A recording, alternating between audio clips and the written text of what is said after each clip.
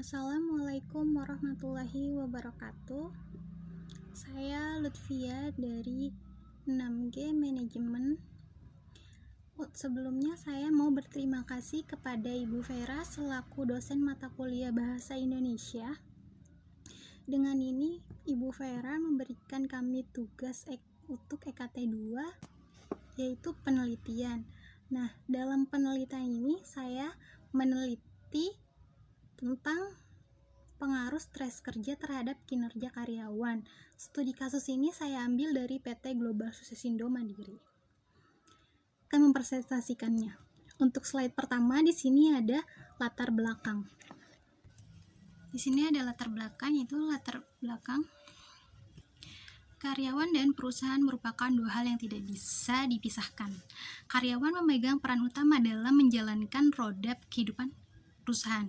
Apabila karyawan memiliki produktivitas dan motivasi kerja yang tinggi, maka laju roda pun akan berjalan kencang, yang akhirnya akan menghasilkan kinerja dan pencapaian yang baik bagi perusahaan. Di sisi lain, bagaimana mungkin roda perusahaan berjalan dengan baik bagi perusahaan di sisi lain tidak produktif? Artinya, karyawan tidak memiliki semangat yang tinggi, tidak ulet dalam pekerjaan dan moral yang rendah. Stres yang dialami pekerja berhubungan dengan mungkin faktor di lingkungannya yang menyebabkan ketegangan pada diri seseorang, antara lain masalah administrasi yang mungkin tekanan yang tidak wajar untuk menyesuaikan diri dengan pekerjaan dan situasi kerja. Terus ada struktur birokrasi yang tidak tepat, yaitu sistem manajemen yang tidak sesuai, perebutan kedudukan persaingan yang sangat ketat untuk memperoleh kemajuan anggaran. Beban kerja yang semakin bertambah dan segala sesuatu yang ada kaitannya dengan pekerjaan. Melihat pengaruh yang sangat penting antara stres kerja terhadap kinerja karyawan, maka dalam proposal ini saya sebagai penulis tertarik untuk mengambil judul yaitu pengaruh stres kerja terhadap kinerja karyawan pada PT Global Successindo Mandiri. Ya, untuk slide kedua di sini ada identifikasi masalah. Berdasarkan latar belakang masalah yang diuraikan di atas, maka dapat diidentifikasikan permasalahan-permasalahan sebagai berikut. Yang pertama itu ada perlunya mengelola pengaruh stres kerja karyawan dalam peningkatan kinerja karyawan, dan yang kedua masih banyak hambatan dalam mencapai kepuasan dalam menghadapi stres kerja. Yang ketiga ada pengaruh stres kerja terhadap kinerja karyawan, dan yang keempat dalam bekerja yang tinggi sehingga memicu stres kerja. Dan slide ketiga ada batasan masalah. Berdasarkan latar belakang dan identifikasi masalah yang telah diuraikan, maka saya sebagai penulis membatasi penelitian pada pengaruh stres kerja terhadap kinerja karyawan pada PT Global Successindo Mandiri. Oke, yang slide selanjutnya ada rumusan masalah. Berdasarkan batasan masalah di atas, dalam pokok penelitian ini dapat dirumuskan sebagai pokok masalah, yaitu bagaimana pengaruh stres kerja ini berpengaruh terhadap kinerja karyawan pada PT Global Successindo Mandiri. Oke, slide selanjutnya ada tujuan penelitian. Tujuan penelitian ini untuk mengetahui bagaimana stres kerja terhadap kinerja karyawan pada PT Global Successindo Mandiri. Dan selanjutnya di sini ada manfaat penelitian. Yang pertama, bagi penulis, penelitian ini mampu mengetahui seberapa jauh pengaruh stres kerja terhadap kinerja karyawan. Yang bagi perusahaan, agar dijadikan evaluasi tentang determinasi hubungan stres kerja terhadap kinerja karyawan. Bagi akademisi, penulis berharap penelitian ini dapat berguna bagi acuan bagi peneliti selanjutnya. Yang terakhir di sini ada sistematika penulisan. Berisi pendahuluan untuk mengantarkan permasalahan secara keseluruhan. Pendahuluan pada bab pertama ini didasarkan pada pembahasan masih secara umum. Bab ini nantinya terdiri dari yang pertama ada latar belakang masalah, yang kedua ada identifikasi masalah, yang ketiga ada batasan masalah, yang keempat ada rumusan masalah, dan yang kelima tujuan penelitian, yang keenam ada penelitian 7 ada terakhir itu sistematika penelitian. Dan bab 2 berisi landasan teori yang akan dipaparkan mengenai yang pertama ada manajemen sumber daya manusia, pengertian manajemen sumber daya manusia, fungsi manajemen, tujuan manajemen sumber daya manusia. Yang kedua ada stres kerja, faktor-faktor penyebab stres kerja, cara menghadapinya, dan hubungan antara stres kerja dengan kinerja karyawan. Yang ketiga ini ada kerangka pemikiran teoritis. Yang keempat ada hipotesis penelitian. Dan yang bab 3 dan terakhir yaitu di sini yang pertama ada jenis dan sumber data. Saya memakai data primer dan sekunder. 2 ada populasi dan sampel. 3 ada metode pengumpulan data yang saya ambil. Itu ada pertama ada wawancara, kuesioner atau angket, dokumentasi, observasi, dan yang terakhir daftar pustaka. Ya, di sini selanjutnya ada bab 3 landasan teori.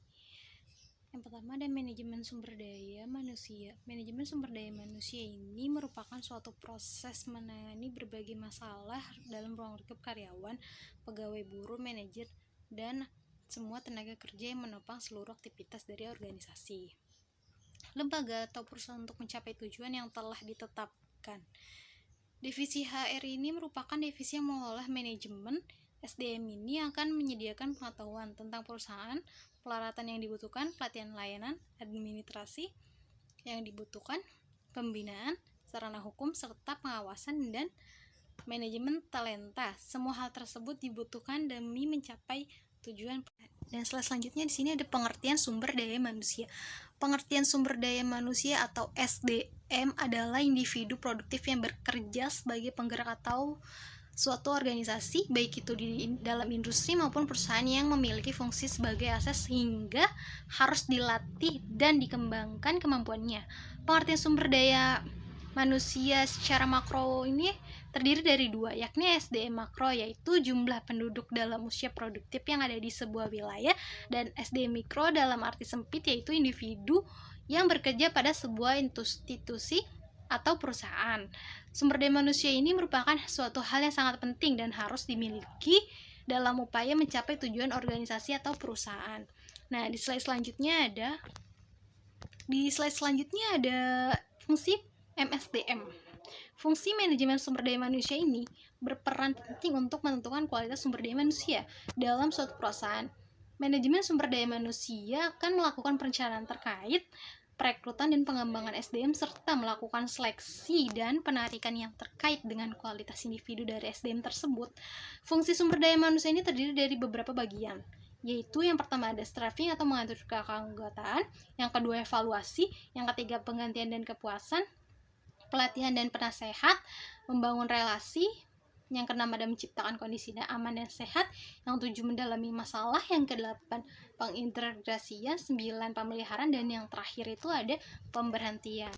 Ya, di slide selanjutnya ada tujuan MSDM. Manajemen sumber daya manusia diperlukan untuk meningkatkan efektivitas sumber daya manusia dalam organisasi. Tujuannya adalah memberikan kepada organisasi satuan kerja yang efektif. Untuk mencapai tujuan ini, tentang bagaimana manajemen personalia akan menunjukkan bagaimana seterusnya perusahaan mendapatkan, mengembangkan, menggunakan, mengevaluasi, dan memelihara karyawan dalam jumlah, kuantitas, dan tipe kualitas. Yang selanjutnya ada pengertian stres kerja.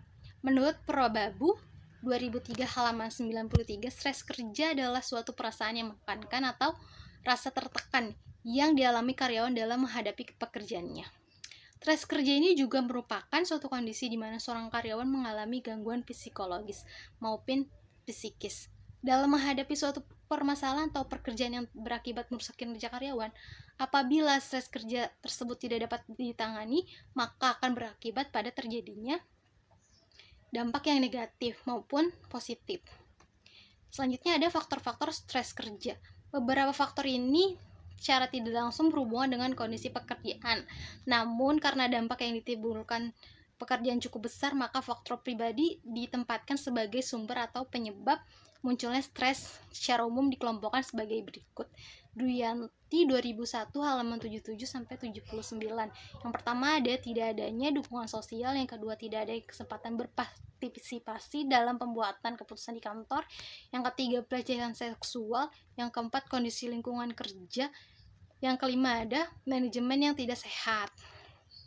Di sini ada cara mengatasi stres kerja melalui penilaian primer dan sekunder. Suatu pendekatan untuk melakukan stres kerja terdapat dua jenis. Cara untuk menghadapi stres berfokus pada masalah dan emosi, problem focus coping, untuk merujuk pada tidak yang diambil untuk berhadapan langsung dengan sumber stres. Sebagai contoh, pekerjaan yang dimiliki seorang manajemen yang kasar mungkin menghadapinya dengan cara absen dari tempat kerja.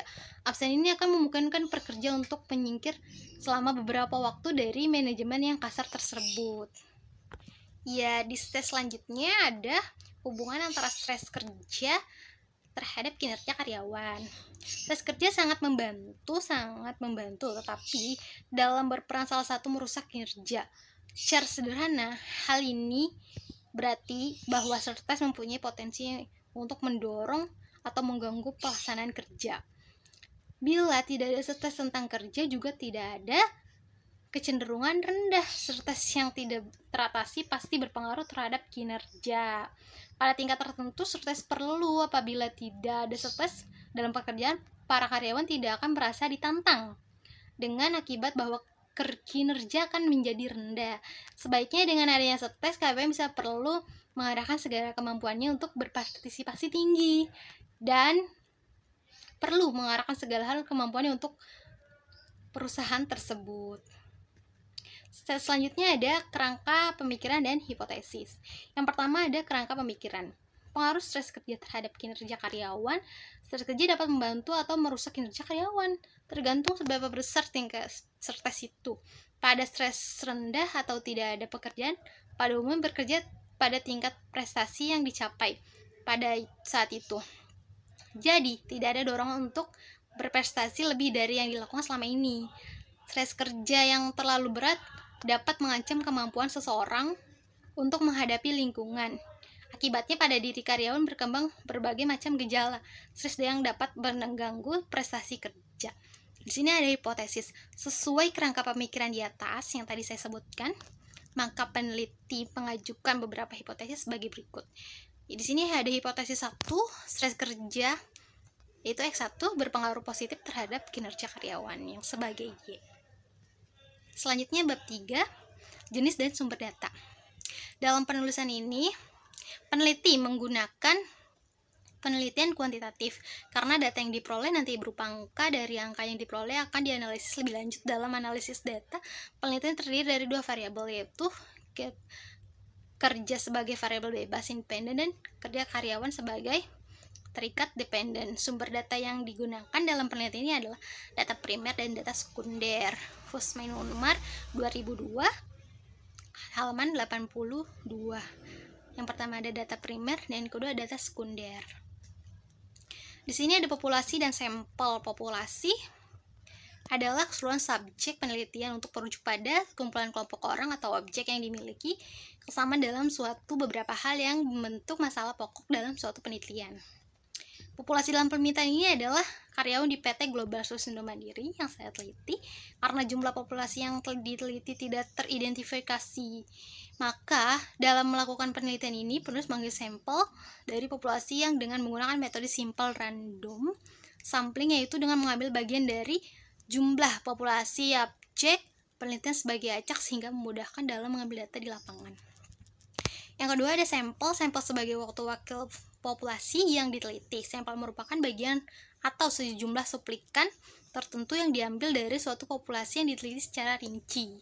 Teknik mengambil sampel ini yang dilakukan dalam penelitian ini menggunakan metode sampel random sampling juga, yaitu cara mengambil sampel di mana anggota populasi dipilih satu persatu secara acak, di mana jika sudah dipilih tidak dapat dipilih lagi.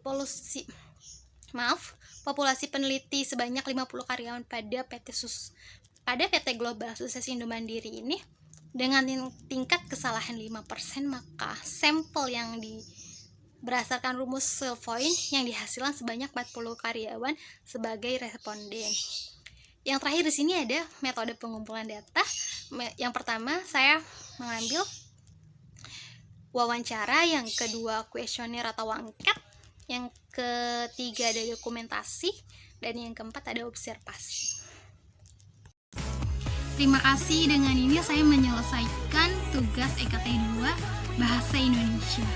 Terima kasih Ibu Vera, semoga presentasi saya cukup memuaskan, kurang lebihnya mohon maaf. Wassalamualaikum warahmatullahi wabarakatuh.